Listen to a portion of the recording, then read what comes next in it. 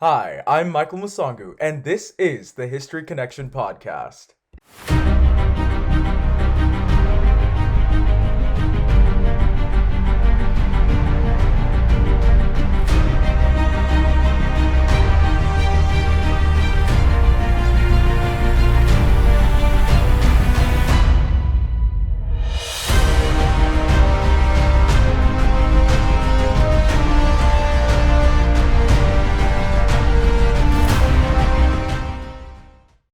Hello, and welcome back to another episode of the History Connection podcast, where we discuss different episodes of history and different aspects with the idea that if you do not know your history, you will not know your future. I'm Michael Musangu, a student at the University of Portland who majors in biology and minors in history.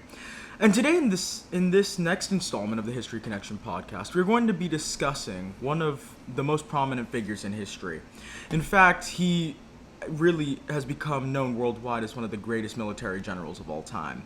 And today we're going to go through many different things that really bring him to the peak, or bring him close to the peak of his power.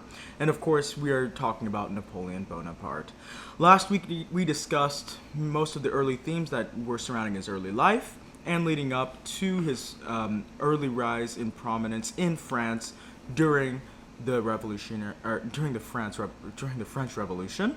And now we're going to be discussing most of the themes now from this time period, from the French Revolution and the Reign of Terror up to his coronation in the year 1804.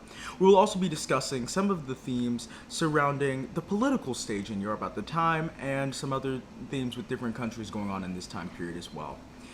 I hope today that if you want to really dig and get a lot out of this episode, if you would like, take some notes. There's a lot that we're going to be covering, and there's a lot of fun stuff that we'll be covering today. And I hope, with Gabriel here, that we can definitely dig into this at a deeper level. In fact, it was actually Gabriel here who taught me a lot about Napoleon. I never learned about Napoleon in school. I've actually learned about him most recently in the past few weeks and months. And really, it's him who's really got me into really wanting to learn more about Napoleon and who he was as a military genius, and also in the themes that he did in becoming the most prominent citizen of the time that he lived in. So without further ado, ladies and gentlemen, we're going to continue our story on Napoleon Bonaparte. All right. Welcome to the show, Gabriel. How are you doing today? I'm doing great. How are you doing? No, I'm good. That's good. Yeah, so I know you really know a lot about Napoleon, and you taught me a lot of stuff here. So I'm not going to go and tell you stuff you already know, but I do want to do a little recap for the things that people may have not learned if they're new to the show or something. I want to do a little recap. So I'm just gonna go ahead and do a little recap, and we'll start from there. Right. So Napoleon, as we know, he was born on the island of Corsica, right, in 1769. Yep. And what was really most interesting about this is that he was born 1 year after Corsica became French. Yeah. Napoleon was born a French citizen, and I think that's something that people don't realize. One of the themes that I did want to discuss in this podcast episode is the idea behind what makes a national citizen of a country a national citizen. Quite an interesting idea, if I say so myself. Because, if you look at it, Napoleon was literally a French citizen, but he spoke Italian. He had Italian culture. Corsican culture, but that was an Italian state of the time. And that's the thing, because in the beginning, Corsica was actually starting a revolution. They were trying to separate themselves from the Italian state of Genoa, I think. Yes, they were. It was Genoa, and Genoa. They knew that they didn't want to take down the rebellion of Corsica, so they basically sold it and gave it to France. Right. And that's actually the time period that Napoleon was in. And so it was very interesting the way he was born, and how his father really adapted to being French, and how he was kind of rebuked for that. Right, exactly. And his father and Napoleon had a... Right, exactly. They had a really close bond, apparently. If you look at the primary sources, Napoleon had a really close bond with his father. In fact, actually, I can just do a little recap for those who are kind of new. Napoleon, at the age of 10, he went to France for the first time. That's when he actually started to do his schooling there at the little military school. And actually, right, most of the French actually hated him and despised him because of he his was French. accent. Yes, exactly. He was actually learning French while doing school at the same time. I mean, he really spoke Italian, so that was also a problem. And he also was a minor nobility. I think people don't recognize this, but he was also a minor nobility. And he would be like bullied for being a minor nobility. Right, exactly. Everyone was higher up, and Napoleon didn't have. Everyone was from aristocratic Yeah, families. exactly. Napoleon did not have that much money, and that's right, because there was that governor in Corsica who actually sponsored him to go to the school. Exactly. So, yeah. So really, Napoleon's childhood was really tough in the sense that no one really respected him for who he was, because he was really sponsored. Aristocrats of the time literally had to give him or were going to the school because their parents had the money to pay thousands of dollars a year in our terms. And that's how the military was funded that way. That's how the military grew that way. It wasn't really the skilled people that got into the higher positions. It wasn't the skilled people. It was if you had the reputation. Right. It was if you had the background. Right. You would get kind of put first into the queue.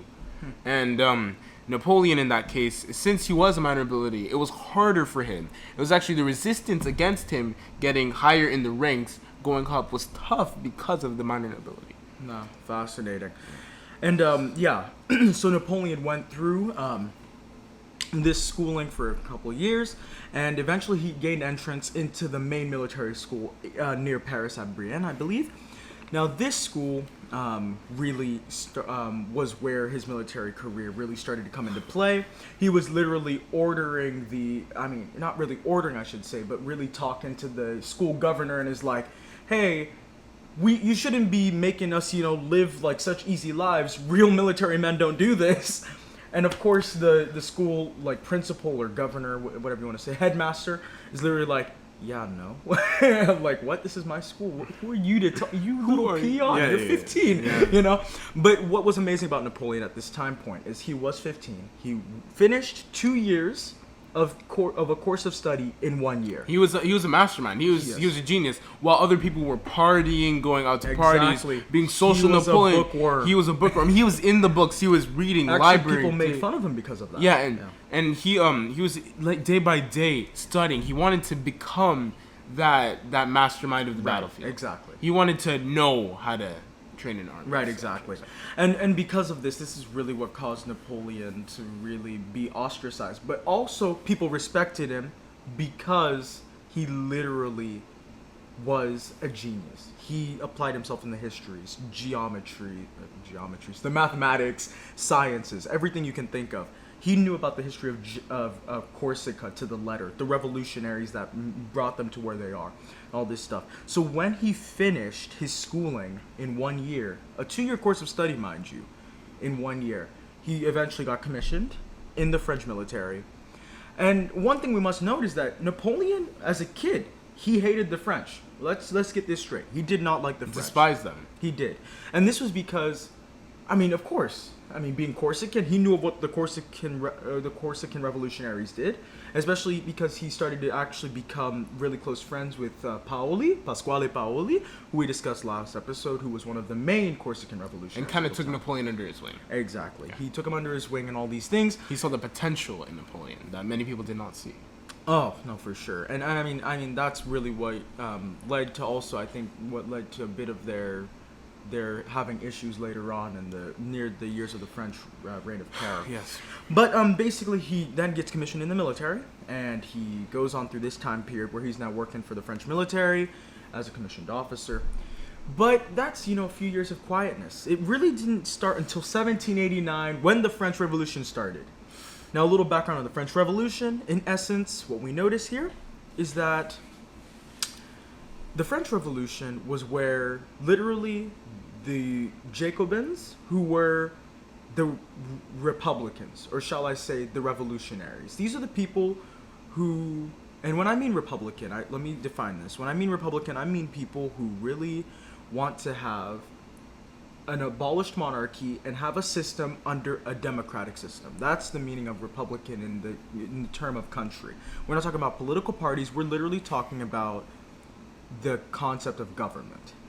Now, the Jacobins were a faction that wanted Republican values, and they did not want a monarchy because they saw the things that Louis XVI did and Marie Antoinette. Marie Antoinette and Louis XVI were very disliked by the French people. Oh, they were. The French people, they wanted something new. They believed that the king and the queen didn't pay respect to the people. Right. They didn't pay attention to the people. They lived such a lavish lifestyle. And yes, and the French economy was going down, right, and they were doing nothing about it. Well, that's the thing. And what makes it worse is that they actually sent troops to the U.S. and downed more of their money to help with the American Revolution.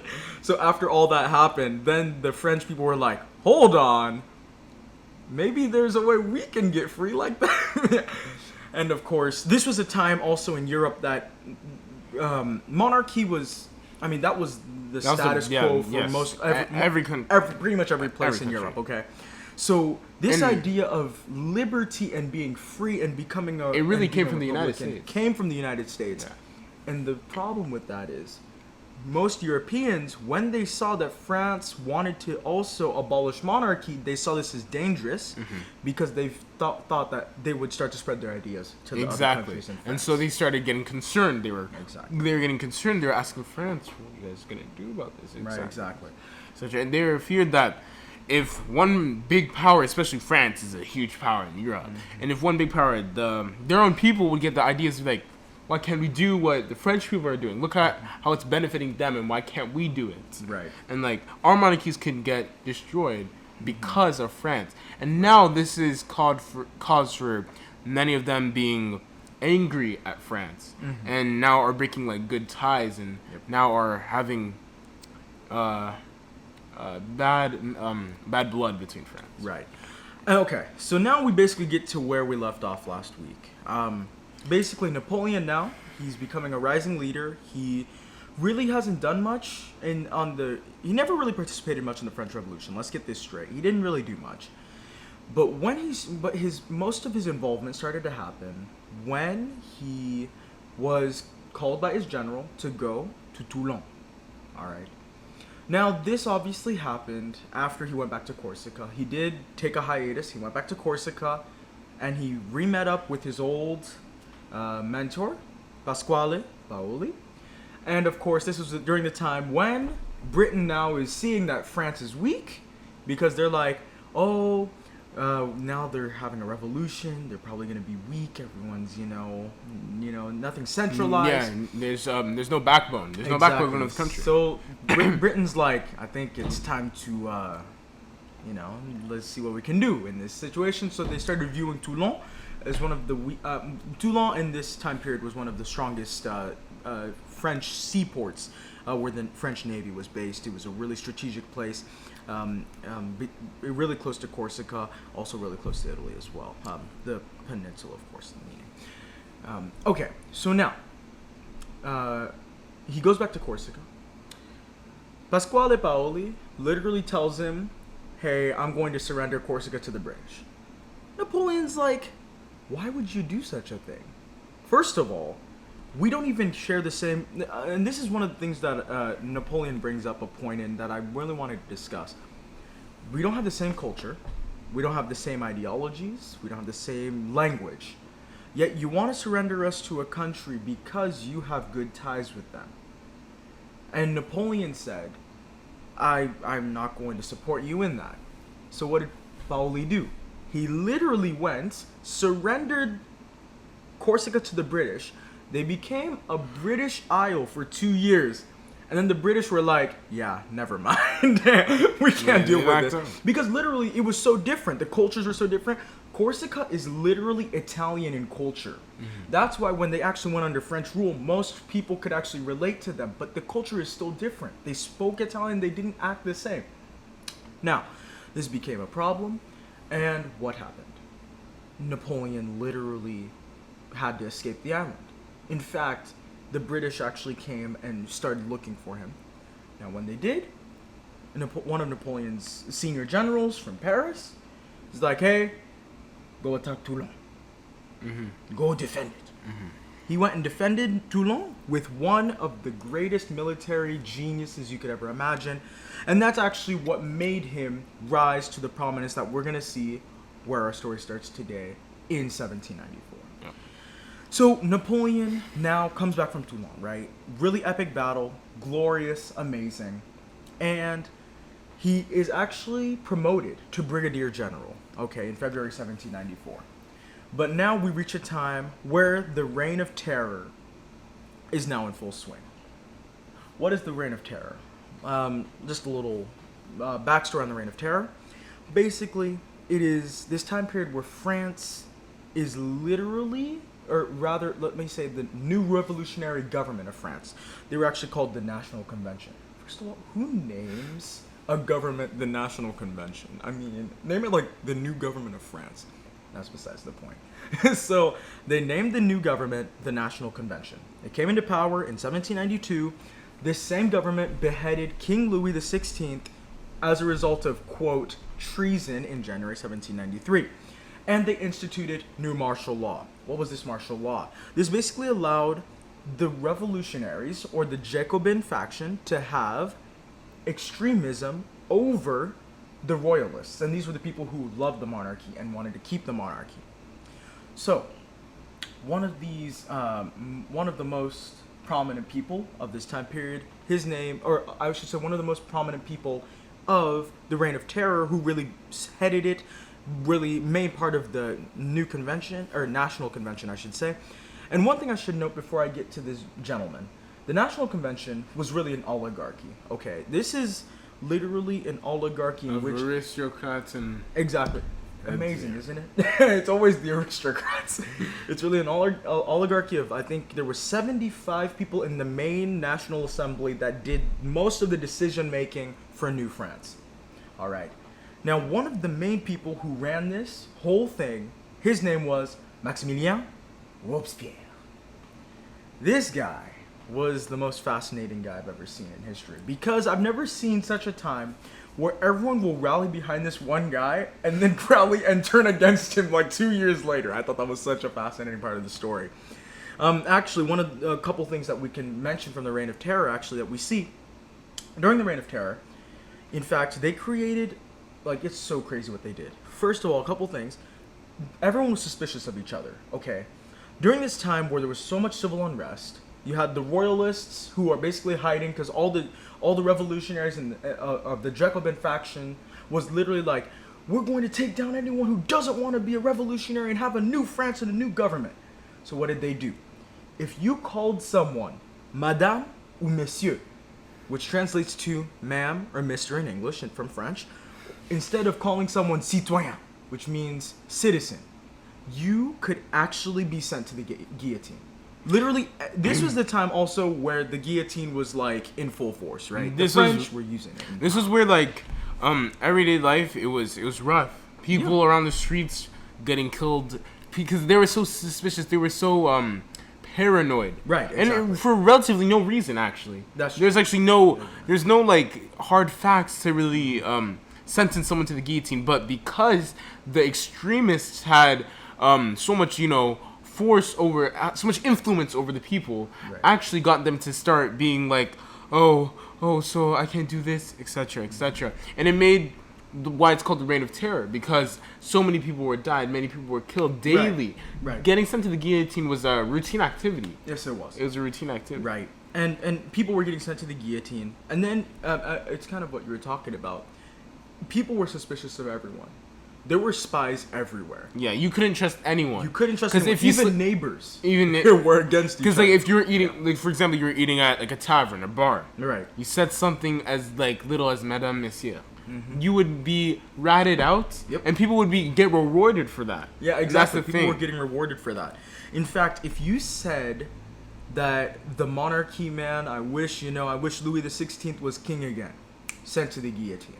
Like, everything you said, even if you said something in favor of the past monarchy, you were sent to the guillotine. Even, like, to a point where, like, mentioning the monarchy would get them suspicious of you, and then they would even send you to a guillotine just for thinking about the monarchy. Right, exactly. Like, for, like, mentioning it, they would be like, oh, this guy's suspicious.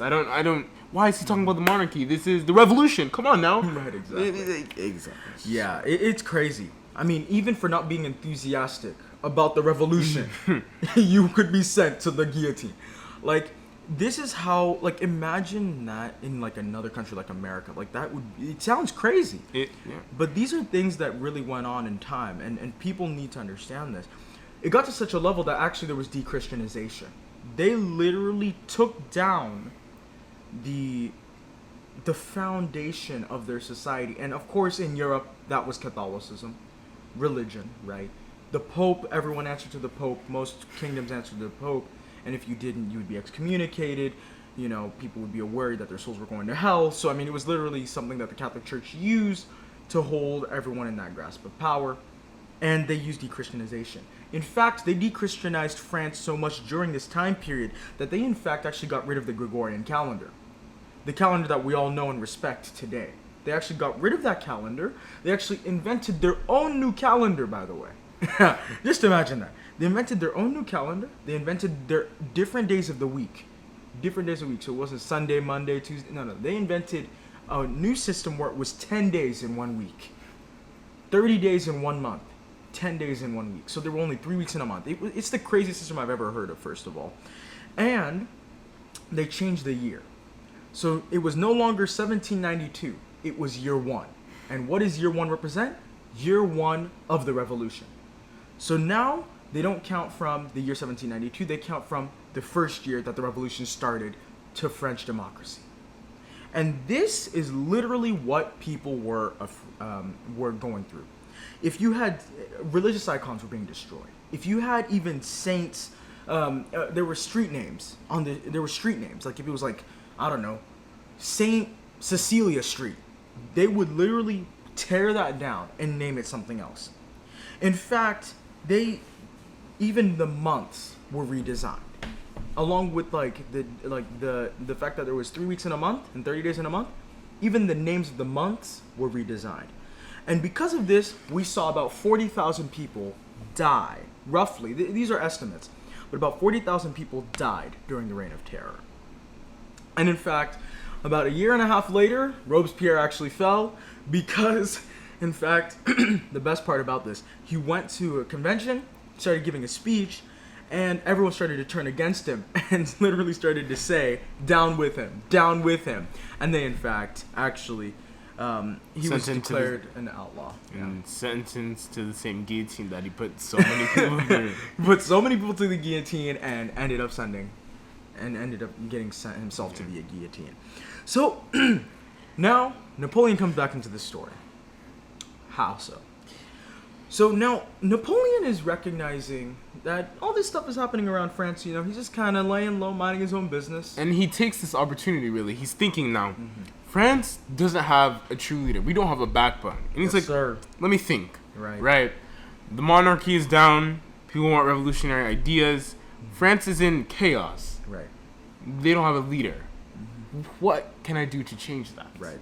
This is my time. This is like my opportunity. Let me seize this moment. Right. Because there's no better moment could have been presented but that one. That's like perfect. Right. Exactly. Everyone is open to new ideas. They're like clay. They can easily be molded. Right. Exactly. And the easiest way that Napoleon saw this, actually, it wasn't really through him. It was his commanding general once again.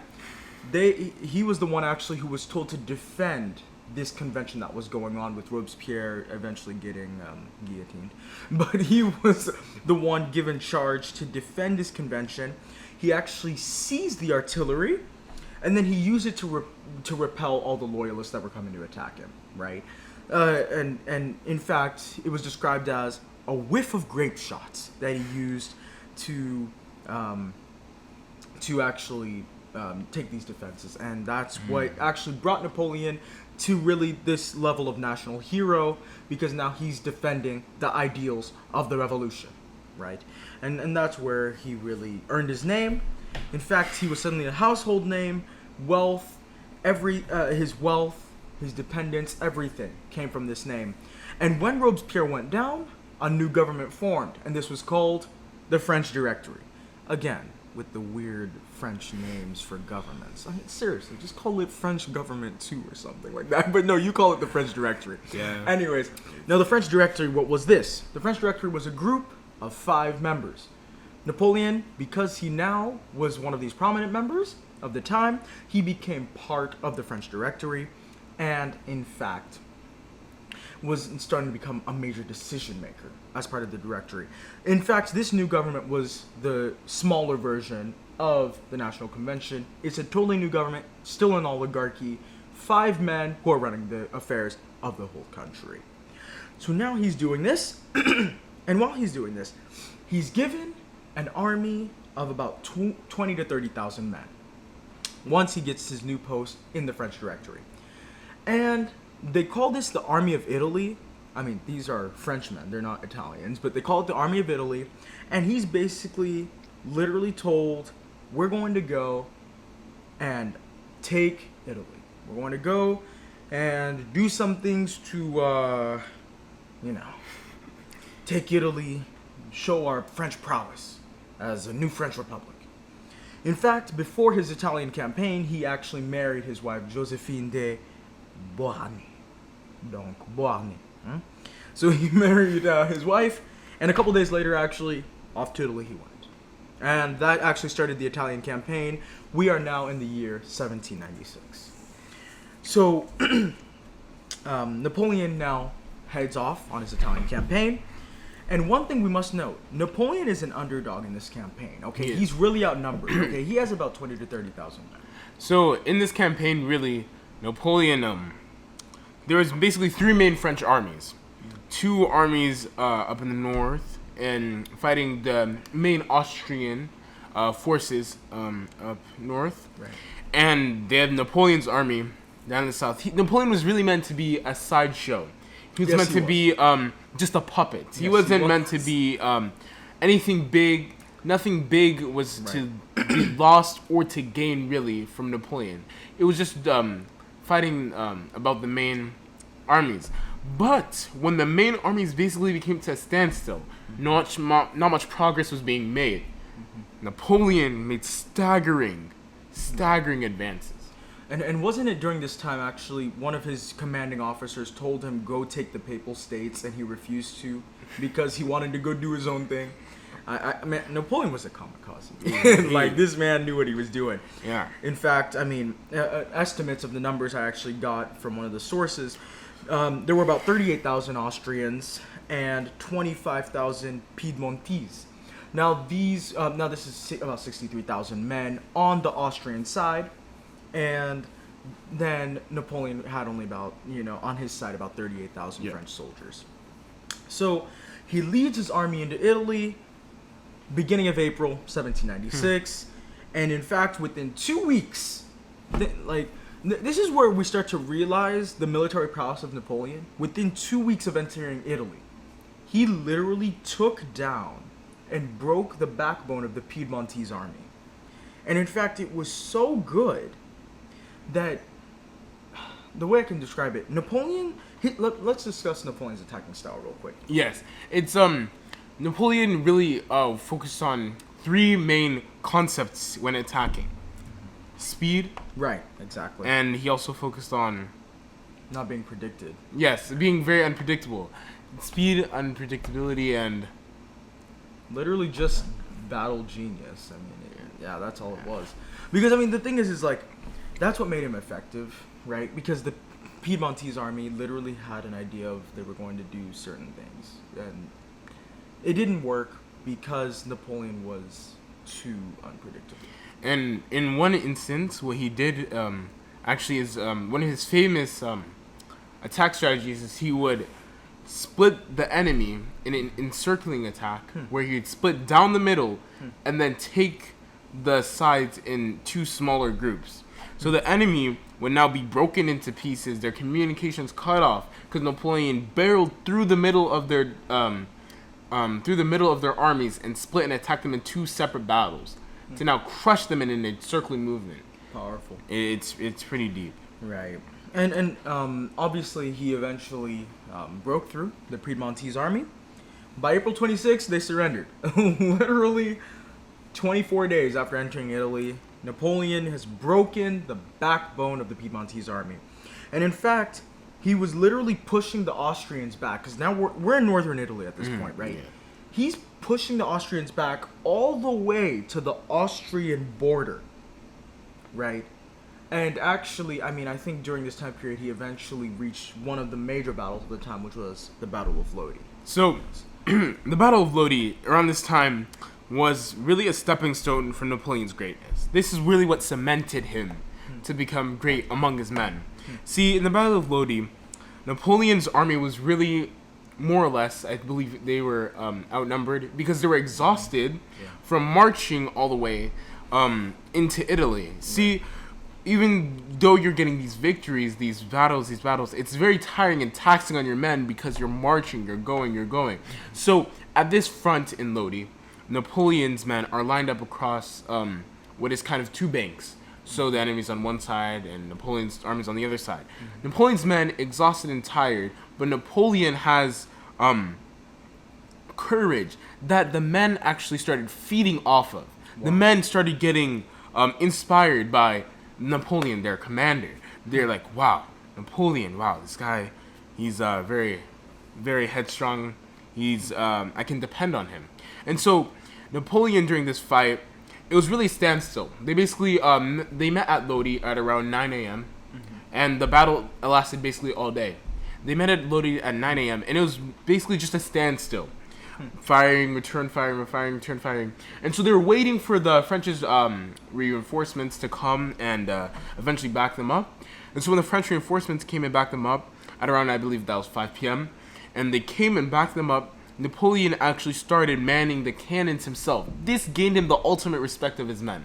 His men even gave him a nickname. Oh, Little Corporal, of course. They gave him the nickname the Little Corporal. They were so inspired on how he was up there manning the cannons himself in the fray of the battle, getting dirty, doing the stuff that a commander usually doesn't do. Commanders usually barking orders from the back. Napoleon was up there with his men.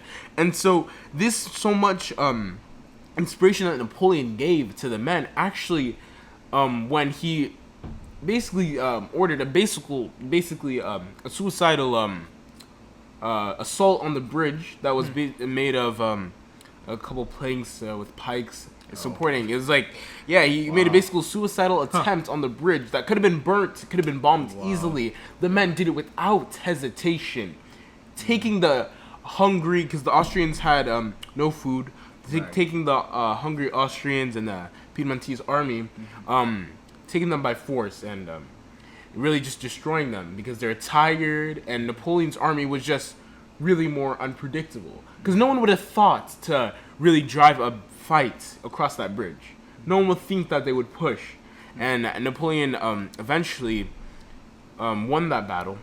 And the battle ended around 8 p.m. And Napoleon won that battle, and that was a big stepping stone. Because he won that battle, now the Austrians are being pushed back. Now they're like, because that was a staggering defeat. Napoleon, I believe the casualties were around 3,000 for Napoleon and over 9,000 for the Austrians. Wow. It was crazy. Powerful. And so he really pushed them back. And I mean, I think one of the things that you actually mentioned that I wanted to also look at, Napoleon was called Little Corporal. And what I find interesting about this is, I mean, right, corporals, I mean, these are the people who are working with the, army that you're with, you're with your men. You're the one doing the grunt work, right? They gave him that name because that's what he did. He gave orders, but he also manned the cannons. He gave orders, and he made people realize, hey, I'm doing this for France, I'm doing this for French liberty, but I'm also doing this for glory as well. And they believed him because he was also a good spokesman. He knew how to talk. Yeah. And For sure. and he commanded the respect of his men because he also he didn't command them to do something that he wouldn't do himself. And I think that's what made Napoleon very popular among his men, at least. He did things that he wouldn't make his people do himself. He was showing that his men that their commander, he wasn't a coward. Right, exactly. Their commander, he wasn't a coward. Their corporal, he wasn't a coward. He was very, he was there. He was there for them, and he was there with them, fighting the same fight that they were fighting. Right. Even as Brigadier General, right? He's literally lowering himself down to humility to show, hey, I'm on your side. You know, it's amazing. Yeah. So from these battles, right, he also had some quick battles in Bassano and Arcole, and he drove the Austrians out of Lombardy and defeated the army of the Papal States. So he's literally pushing the Austrians all the way back, pushing them out of Italy, because remember, as we discussed last episode, the Austrians actually had command of Italy. Most of that peninsula, of the Italian peninsula, was under Austrian rule. Napoleon started pushing them back now. And when Napoleon started pushing them back, the battle with the North with the two bigger armies suddenly became easier for the French people. Exactly. And so now, since Napoleon, let's say Austria's, Right. let's say like underbelly basically, was getting attacked, they needed to start, withdrawing men, starting to help them out, and they couldn't man the support of the two massive armies Right. in the main battle. Because Napoleon was making so staggering defeats that were really unexpected. No one really expected that from two small armies. Right. They expected a standstill, but that actually happened in the main armies. So now, because of that, it thwarted the armies of the North to start, falling back and needing more resources to help Napoleon's advance. They needed to defend that. And it made the French easier to break the barriers of Austria. Powerful. And I mean, it's true. I mean, the French were breaking the barriers of Austria. Throughout the summer and fall of 1796, he literally is beating up the Austria. He actually pushes the Austrians all the way back into the Austrian Alps. Let's just think about this. Like, he pushes them all the way back into the Alps. By April 1797, he was 75 miles away from Vienna, the capital. Like, think about what at the end of the what I'm going to put in the show notes. Actually, is I'm going to put in the show notes the map of the geography of the amount of land Napoleon literally took over during this time period. In this short period of time as well.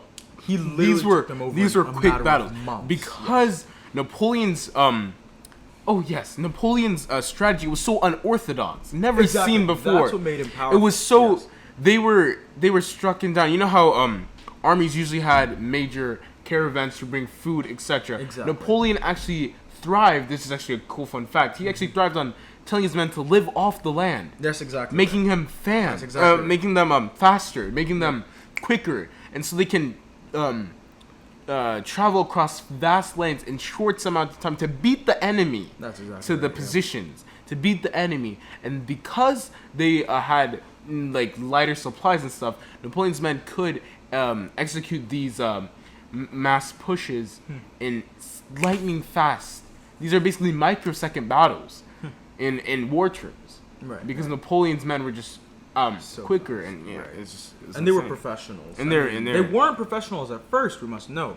Most of them were conscripts because Napoleon was Yeah. a smaller army. But the more he taught them how to fight, they became really professional. So now, by the time he gets nearly to Vienna, the Austrian emperor now is like, I want peace. So he sues for peace. That part cracks me up every time I think about that. He had to sue for his own peace. Yes. And actually, another thing that I will put in the show notes as well, that I think over the next episode, as we will discuss the final installment of this, I'm going to discuss some of the treaties that Napoleon actually made with the Austrians. Because Napoleon has made a lot of treaties with the Austrians, and the Austrians never honored these treaties. I just find that interesting. They Napoleon's relationship with the Austrians was very interesting Yes, because it was, he yeah. kept on beating them back. They kept on coming back, and he kept on beating Right. them down again. Right. They didn't really understand when to stop.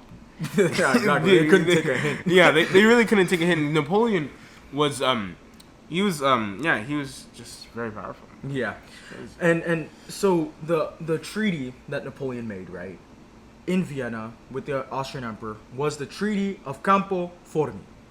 This basically ended the War of the First Coalition. Now, the War of the First Coalition, the main players really, again, France, Britain, Austria. There were some little powers there, but they were all fighting France because of those revolutionary ideas that we discussed earlier, and they didn't want those revolutionary ideas of abolishing monarchy to spread in Europe, so they started to attack France, and they had their little skirmishes on the side. And so, a little thing that I would like to put through these last few episodes that we're doing on Napoleon is, before Napoleon, gets crowned emperor, these coalition wars, we want to really look at it as two things: French victories and Napoleon victories. So think about it. This first war of the coalition was really French victory in all. Napoleon is now getting traction in the French military and stuff. Now you'll see throughout the coalitions that it'll be less of a French victory and more of a Napoleon victory. People will start fearing Napoleon more than they fear France. And you guys will see that in the information to come. Fascinating. I mean, yeah.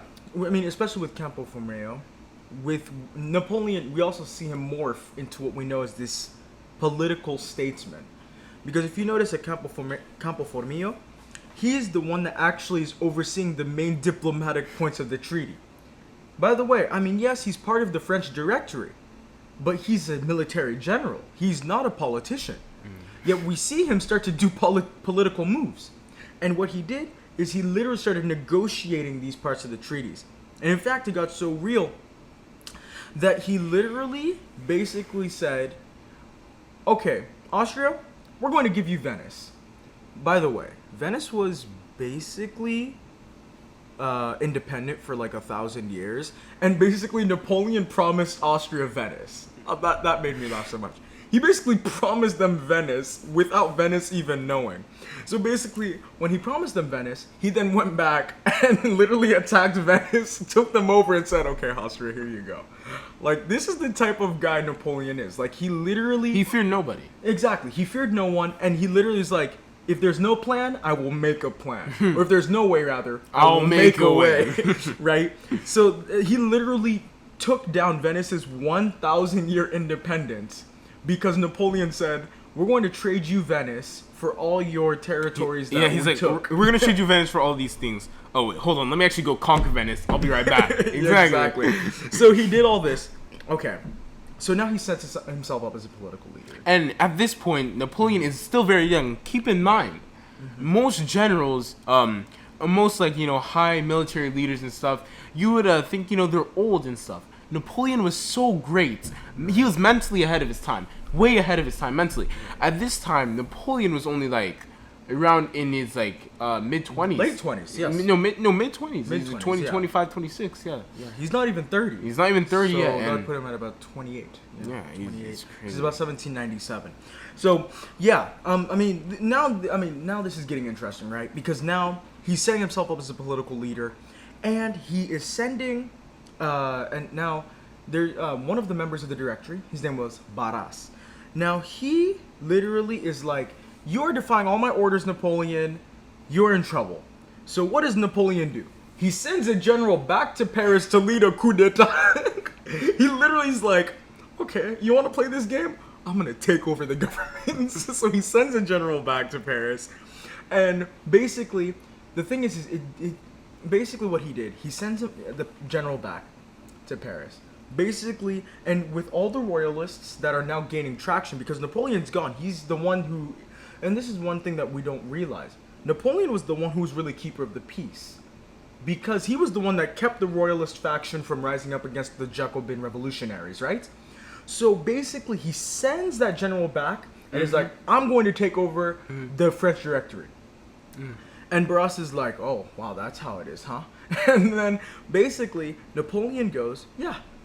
And he basically allows for the French, for this French general to basically take over the whole French Directory, and now they're dependent on Napoleon to keep the royalists from taking over all of France and ruining all that momentum that the Jacobins have made up since the beginning of the French Revolution. So literally now, Napoleon is in control of the whole French Directory, because if his military troops with that general he sent back up to Paris isn't there, literally the French Directory will be overrun by royalists. So now we understand that Napoleon's now morphing. He's literally morphing. I feel like this is him recognizing his power. Exactly. He's now thinking. He has he's like, power over the French director. because now he's noticing that without him, they don't have the military means to fight off the royalists. Right, exactly. Now he's realizing his true power. Now if he taps into that power, he notices like I'm in hindsight, in bottom line of things, and when everything crunches down, when all the numbers crunch down, Right. I have more power than you. Exactly. And because of this, now he finishes his peace negotiations with Austria. He goes back to Paris, and there was a bit of lull in that time period. There wasn't really much happening going on in a few months, but he basically goes back, and now we start to enter the period known as the War of the Second Coalition. And so, starting in the Second Coalition, what really was the main factor of the beginning of this coalition was when Napoleon made a trade blockade against Britain. You see, France and Britain, they had a very tough relationship. They were known as very big rivals. They were known as rivals, and since Britain really ruled the waves,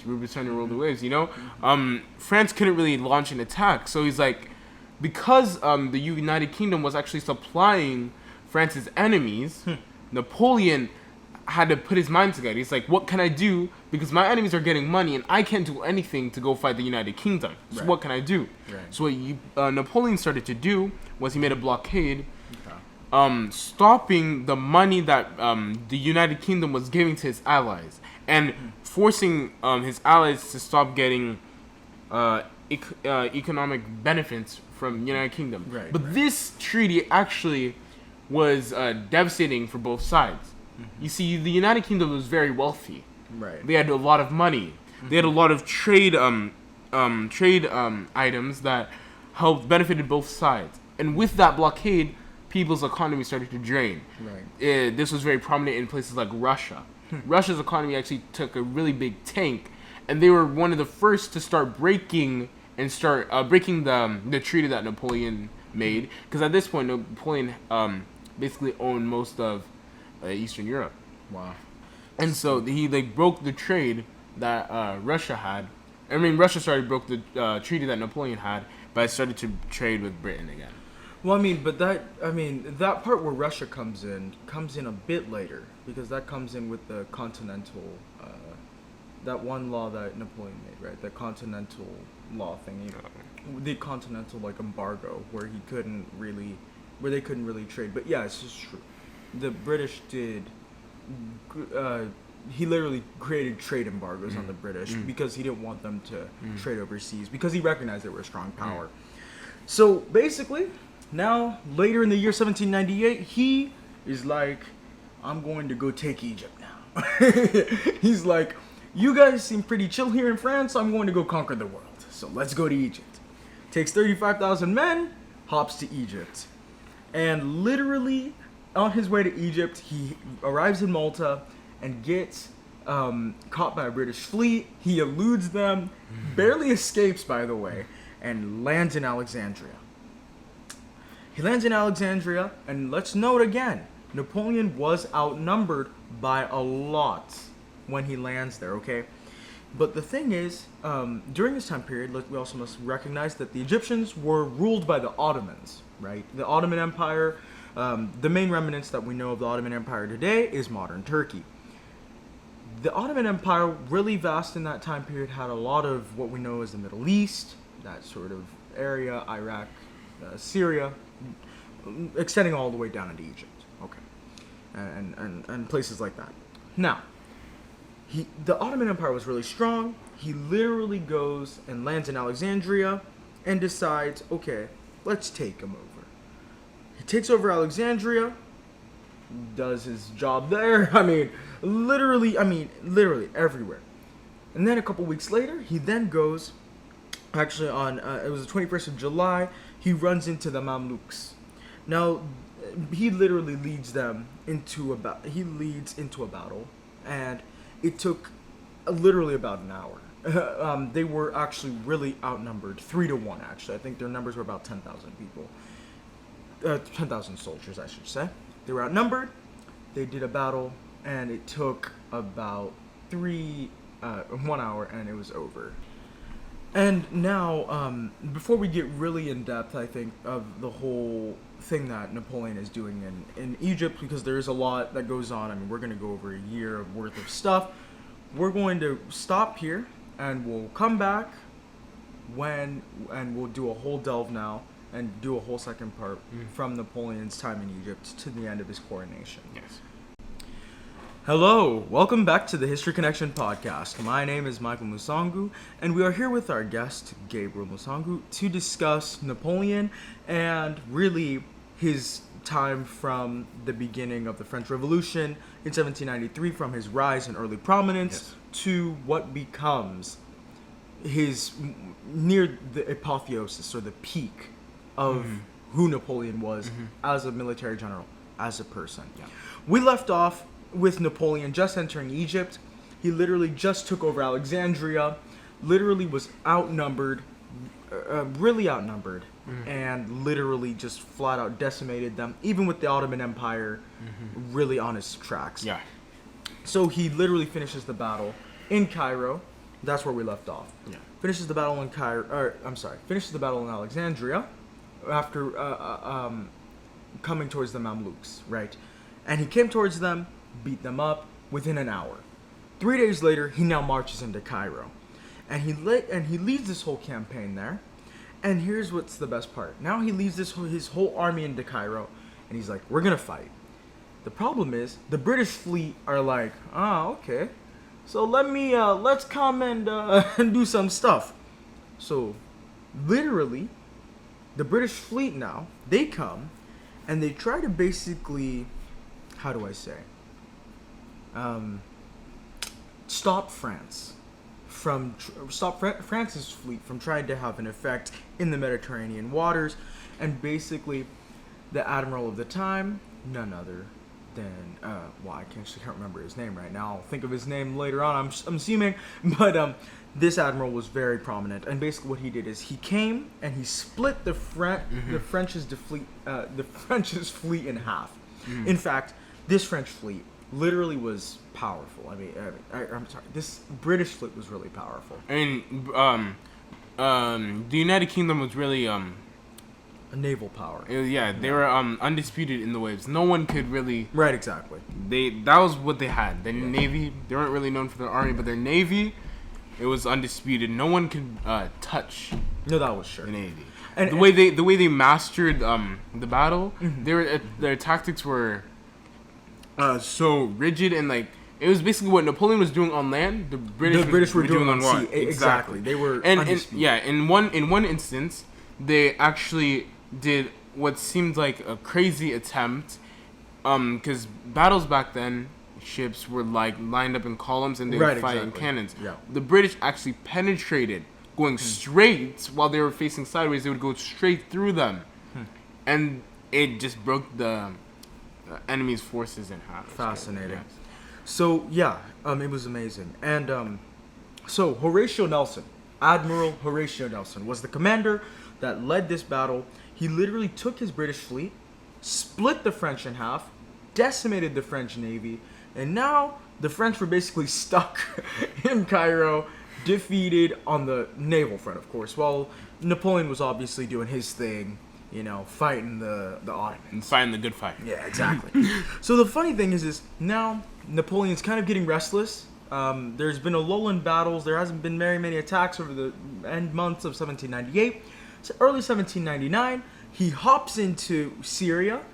And when I say Syria, this is part of the Ottoman Empire. So this is now what was called Syria in this time was actually comprising of the modern state of Israel.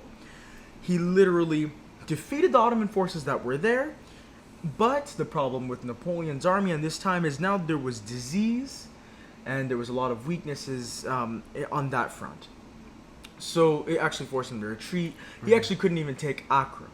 Acre, if most people don't know, this was a historical land point in history, actually, where even from the times of the Crusades, right, the Catholic Crusades, They would go. They made Christian outposts in Jerusalem and Acre, and when Acre fell, the European hold in the Middle East was really going down.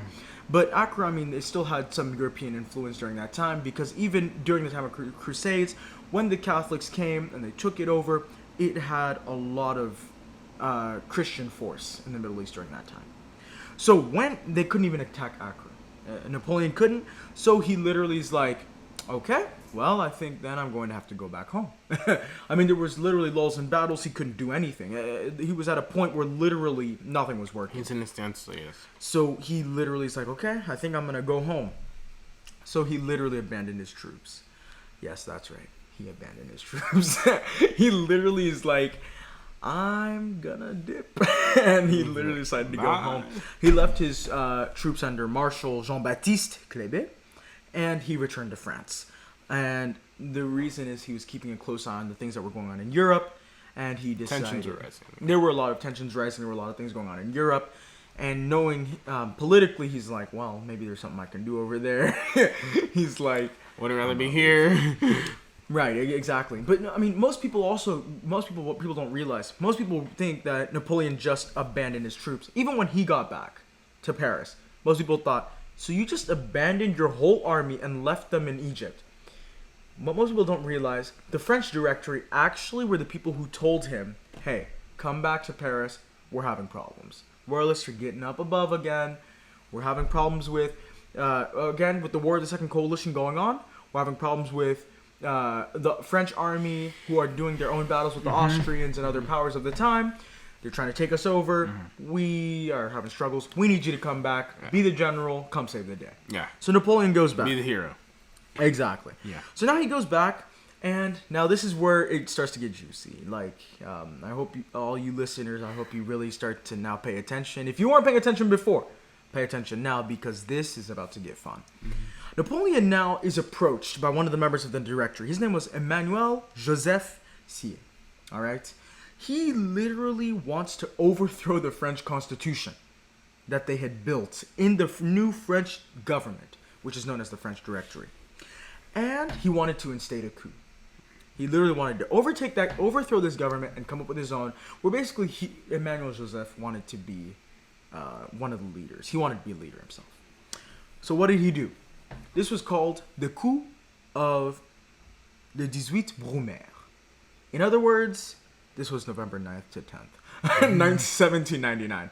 Now, again, 18 Brumaire, meaning the 18th of the month of Brumaire. This, again, is under the new calendar of the French. I don't even know what Brumaire stands for, but whatever. But they made their own new calendar, so, yes. So they went ahead, and Napoleon took his troops. He literally went and seized control of the legislative councils. And I believe this was during the time period where he goes in and takes control of the legislative councils, and they're like, hey, Napoleon, you're back! And he's like, yes, sir, and I'm taking over too. Like, he literally takes over, and he literally beats out even the guy who approached him to overtake the coup. He literally takes over the legislative council, and then he goes to Emmanuel Joseph Sieyès, and he goes, yeah, I'm taking over you too. I'm beating you out. He's like, whatever you can do, I can do better. Literally. Yeah. So he literally, drafts a new constitution, because Emmanuel Joseph Sieyès, he literally drafts a new constitution, and it's called the Constitution of Year 8. Now, again, remember, this is a new date system as well. This is literally 8 years from the first year of the French Revolution, which is 1792. So this is 1799. So year 8. Yeah. So he literally now seizes power and places himself as first consul. And when he places himself as first consul, he really started taking power. Yes, he did. At this point, he was really like a mini king. Well, yes, he was. He totalitarian. As a first consul, he started taking powers from the second and third consul. Yep. And at that point, they really had no true power, because anything that they did had to be run through Napoleon. So in hindsight, he was really the new leader of France. He was the new leader of France. Yes. I mean, being first consul, he had to do what he could to, to do what he did. Because he recognized the weakness that was going on in France, and he decided to take over. Yeah. So what he did was, now in becoming first consul, he's now new leader. He's now running this new government, new constitution, and he institutes what is called the Napoleonic Codes. Are you familiar with that? Yes.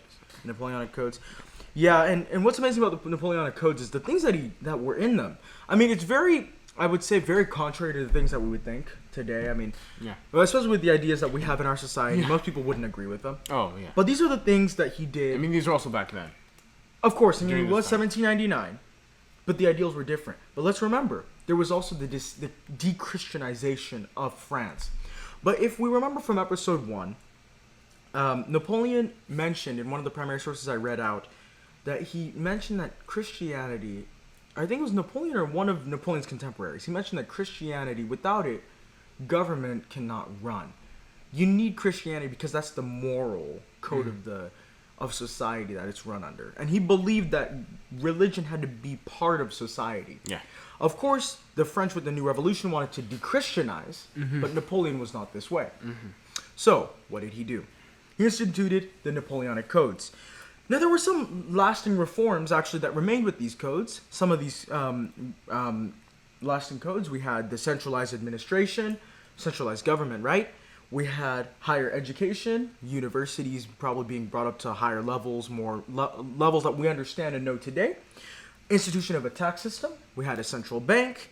And we had, obviously, updating of actually the sewer system, the roads, law codes. I mean, everything. Everything was revolutionized under the Napoleonic Codes. And for them, that was what was modern. Exactly. It was very modern, especially because, I mean, with France being under Louis XVI, in the throes of the French Revolution, France was probably really trashed at the time. And with Napoleon just cleaning everything up, I mean, obviously there was a lot of modernization going on during this time period. Okay. So he creates now this new framework of law. And this new framework of law regards a lot of property, colonial affairs, different individual rights, things that we would know. And when I say individual rights, I mean really like regarding to the rights of the individual, the person, because some of these laws basically instituted the man as the head of the family. There was this absolute authority of the man over the family. And in fact, it actually deprived women of their individual rights, reducing, and in fact, not only did it limit the rights of women, it literally stripped them of their individual rights. It also reduced the rights of illegitimate children. So now, unless you were literally a legitimate child born under holy wedlock, right, you could not be legitimate in society, and you could not have the same access to things, or the same opportunity to things that people who were born of a legitimate birth. Legitimate birth meaning, you were born under holy wedlock, under matrimony, versus being born under matrimony. Okay. So now, another thing, with male citizens now having all these rights under law, male citizens were granted equal rights under the law, and the right to religious dissent occurred. And with this, we have the advent of colonial slavery reinstated. Now, France actually got rid of colonial slavery, and some of the French, one of the main French islands that were known at the time was the island of Haiti. Haiti comes into this story because they were part of this they were under French colonization. So he literally reinstituted colonial slavery, and everyone was mad about it. Everyone was mad. In fact, this is what will lead to the Haitian Revolution, which we'll discuss a little later, and we'll move forward from there. So now, moving into the year 1800, okay, Napoleon now has to go back to Italy because Austria had retaken some land again. Austria really didn't know when to quit, did they? They literally didn't. So he literally goes back to Italy, retakes some land, and the reason Napoleon had to go back to Italy as well, Austria had come back, retaken the land that he had gained when he was in Egypt, right? So he had to go back and fight them back again. So he literally had this time. He had terrible campaigns in Austria. Did not go very well. Didn't go very well at all. But these campaigns that he had ended up victorious in the end. He beat Austria so bad that, in fact, he had to sign another peace treaty. But Austria wouldn't even recognize the treaty during the negotiations at Lunéville. This was one of the This was one of the places where actually Napoleon led one of the major treaties. So what he did is that, okay, you're not going to recognize my treaty, General, go attack again. He literally ordered them to beat Austria into a pulp again. He beat them at Hohenlinden, if I'm reading that correctly. He beat them at Hohenlinden, and General Jean Moreau was the one who made Austria surrender in February 1801. And this was where a proper treaty was signed, and this was called the Treaty of Lunéville. This treaty, obviously, again, reinforced what the treaty at Campo Formio had made, and the British then signed the Treaty of Amiens, which was a bit later in March of 1802, and France basically wins out of this because they gain more territory in Italy. And what Napoleon really does during all these treaties is, while he is making his power known and stuff, he actually, during these treaties, what he starts doing is he starts demilitarizing Austria, right, exactly. So they can't come back. Exactly. He starts demilitarizing different puppy states, as we call them. They started demilitarizing different puppy states that Austria had, and they had to withdraw their forces, and he limited the amount of forces they actually could have. Yes. And it was amazing. Yeah. So now with these two treaties, right, the Treaty of Lunéville and the Treaty of Amiens, France, Britain, and Austria now have these peace treaties, and basically France wins out because he gains more territory in Italy. So he now is like, okay, en tout cas, I'm good. Let's chill out. You know, he's feeling good. Now let's backtrack a little bit to 1801. One thing I didn't mention was the Concordats of 1801. Basically, France is now Napoleon, right? He's first consul. He's literally putting himself into this position of power. Let's remember, France was de-Christianized at this time period, right? During a time where most of Europe was really in league with the papacy, France is like, I would like to come back, Pope. I would like to come back. Let's be friends again. And literally come back into that process of being in league with France. They de-Christianized, got rid of Christian names on the streets as we went over. They got rid of the Gregorian calendar, and they came with their own calendar. They came up with their own secular regime, all these things. And he decided, yes, I am going to make restitutions with Italy and the Papal States again. Yeah. All right. Yeah. So now he does this. And the best part now, we are at the end of 1802. 1802, we are now seeing Haiti get mad. Because now we have colonial slavery going on in Haiti, and Haiti's like, we're not going to be having this. Yes. So Haiti starts revolting. Kind of what Corsica did when France... It's the same exactly. Yeah. When Genoa was overtaking France, when Genoa was overtaking France, when Genoa was overtaking Corsica, they literally revolted because they didn't want to be taken over. Exactly. Haiti did the same exact thing, but they were under French colonialization. That's the thing we need to realize. They were under French power. The thing is that... I mean, yeah. Right, but the thing is that Haiti was under slavery again. Genoa didn't make the Corsican slaves. But they were under, what is it? Yeah, they're under rule of Genoa. Yes, but France instituted slavery. Oh, I see. Like taskmasters, whips. Oh, yeah. Right? So that's the problem. Yeah. And of course, most of the population of Haiti were Africans. Yes. A lot of blacks, Caribbean type peoples. Okay. So now this is going on. So Napoleon is like, okay, I'm going to send my troops back. We're going to go back to, I'm going to send troops back. And he's dealing with all this stuff going on in Italy with the Pope and with Austria. And he's like, I can't go to Haiti right now. So I'm going to send troops back. You guys go to Haiti. Make sure, you stop the revolution there and whatever's going on. And while and obviously the problem there is all the men he sent back to Italy, they started dying. Or Italy, I'm sorry. Haiti. I don't know why I'm thinking Italy at this time of night. Haiti. Sends them back to Haiti. Now, all the things that he's doing in Haiti, most of the men start dying of disease. They start dying of disease. History really repeats itself. Yeah. Right, and they start dying of disease, kind of like as it was in Egypt. The revolt was so strong that literally Napoleon is like, I don't think if I lose Haiti, I am losing Haiti. I mean, it looks like Haiti's gonna just be independent. Well, I don't think I can have what I have in America, because now this is where America comes into the story, folks. America had a whole part, about a third of America. This is what extends into most of what is known as the Midwest, extending all the way down into the main South. About a third of America as we know it was under French rule. Now, this part of America was still called France. Now, once Napoleon realized, I don't think I'm going to hold Haiti, he realizes because it's going to cost more to hold France without having an outpost somewhere close, like Haiti, as an island in the Caribbean where he could just send troops over, to check out how France is going in America, that part of America at least. He's like, I'm going to give up New France. And this is what became known as the Louisiana Purchase of 1803. Yep.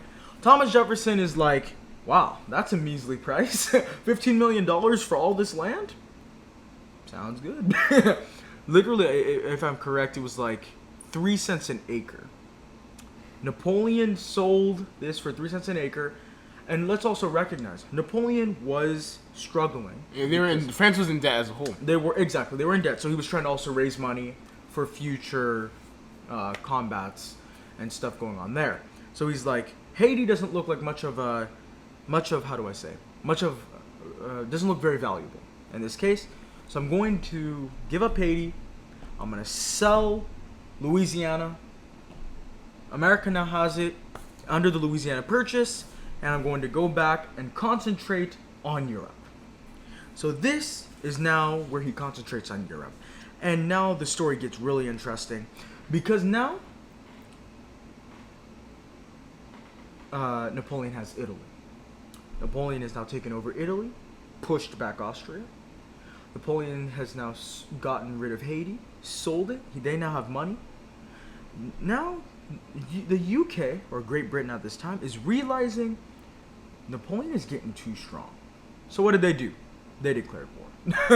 In May 1803, the UK declares war, and now the UK again is fighting their perpetual war with France. Now let's get this correct. Isn't it true that the UK basically fought a perpetual war with France for some 20 years? Yes. I mean, even though they may have not declared war per se, and even when they did declare war, they were always fighting perpetual wars with France on the coastline, in the sea. They were sending men economically, and doing stuff like that. So they declared war. Everyone's mad. And everyone's like disappointed. Literally. Alright. Now the story now is getting more fascinating. By January 1804, there was an assassination plot on Napoleon. Everyone is freaking out. No one knows, not no one knows. Everyone's wondering who would want to assassinate Napoleon. Remember, he is first consul. He owns everything. He is literally supreme leader of France. So now the question is, what will he do?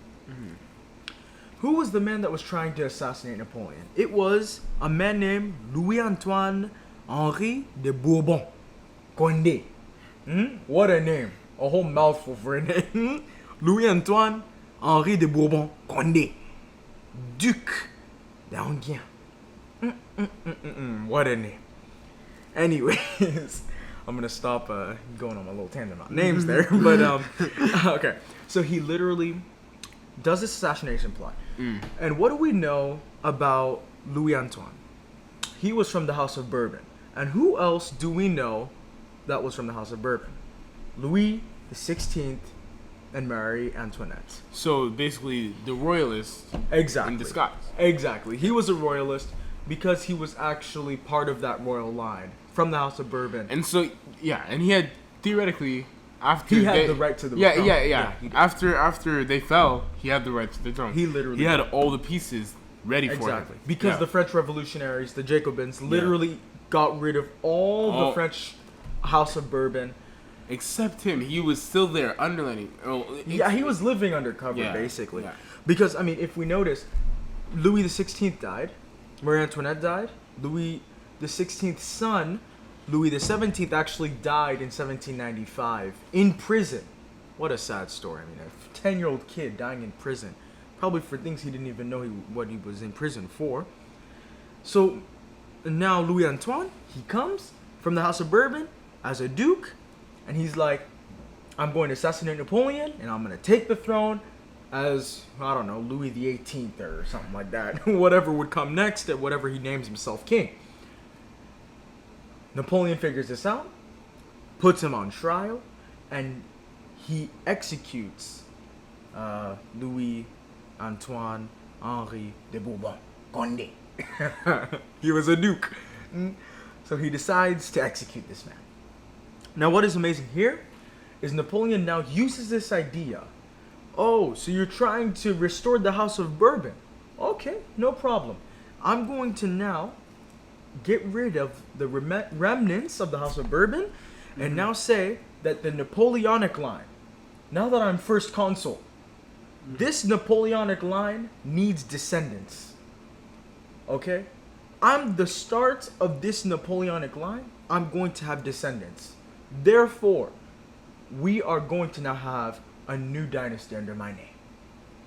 So, he crowns himself emperor. Well, he doesn't really crown himself emperor. He calls himself emperor in May 1804. So, and this will eventually lead to his coronation. Yeah. So he literally calls himself emperor, and literally everyone is like freaking out because now he's now emperor. He's now calling himself emperor. He now has legal rights to the throne. So now December 2nd, 1804, the showdown happens. Okay, he's already called himself emperor, but now because he's reconnected ties to the Pope. Now let's remember this, right? He reconnected ties to the Pope through the Concordat of 1801. And now he's like, okay, I want you to make me Pope. Or, not make me Pope, make me Emperor. And so the interesting thing about this is, throughout all history, it's really been a power struggle. You can see in the Britain's history and stuff like this, the Pope crowns the new emperors and kings of countries that are under, Pope and stuff, exactly. Right. So Napoleon didn't want to have a confusion of power struggle. Right. He wanted everything to be clear. So in his coronation, he actually puts the crown on himself, showing that I recognize the Pope, but I am my own leader, and the Pope has no power legally over me. Well, that's exactly what it was, right? I mean, at this coronation, the Pope literally does his baptism and his ceremonies, and then he's trying to crown him, and Napoleon takes the crown, puts it on his head, and it says exactly what you said. So crowning yourself and making yourself king, right? You're claiming I'm my own self, like you were saying. I don't need the Pope over me as power. I make my own decisions. And I mean, let's analyze this a bit, right? During this time period where the Catholic Church was really involved with the politics of the time period, you have really the state, or I should say the kingdoms, right? The leaders of the kingdoms, the monarchies, they would go to the Pope for decisions, right? They would literally look to the Pope for guidance, leadership, and stuff. When Napoleon put the crown on his own head, he's literally saying, I want to be my own ruler. I don't look to you. And if you look at this in another word, right? In another way, I should say. Well, what is the Pope, right? To Catholics, the Pope he holds the key to heaven as God's representative here on earth. So when you have the Pope come and literally crown you and do all these things, it's literally legitimating your claim. Okay, I want to be emperor, so I'm going. So now the Pope is like, okay, you are now a legitimate emperor under the throne of God. And so, with Napoleon crowning himself, it's not like he's going back on the Pope. because the Pope is there at the ceremony, Napoleon's still saying, "I recognize you. You are still a figurehead." Right, a figurehead. Catch that word. A figurehead. But I will have the true power. That's what he's saying. That's exactly what he's saying. And so they won't have power confusions, because at the end of the day, because in history, it's been that way.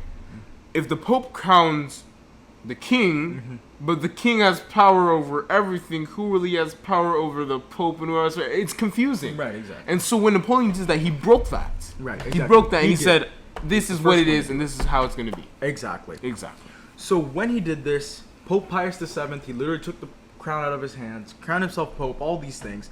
Most people think, it was like a seizure, like he just yanked the crown. No, it wasn't a yanked thing. Like he didn't just yank the crown and go, "Hey, I'm taking it." No, it was a planned procedure. People don't realize this because of the things we just recently discussed here.